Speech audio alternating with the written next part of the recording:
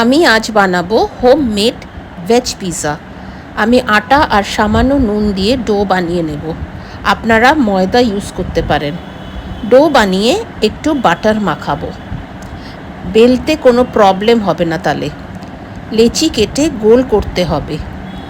বেলা হয়ে গেলে চিজ দেব।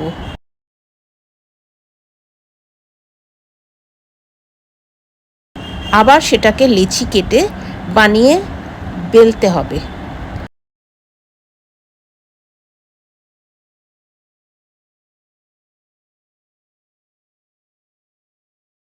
এখন কাঁটা চামচের সাহায্যে ছিদ্র করে নিতে হবে।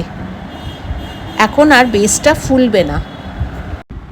প্রথমে টমেটো সস স্প্রেড করব।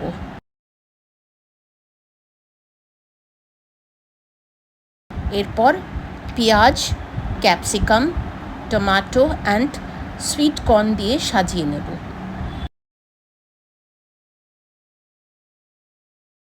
চিলি ফ্লেক্স আর অরিগ্যানো দেব। চিজ গ্রেট করে দিতে হবে। একটা তাওয়া নিয়ে বাটার ব্রাশ করব।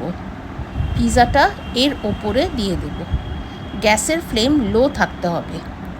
তাওয়াটা ঢাকনা দিয়ে দেব।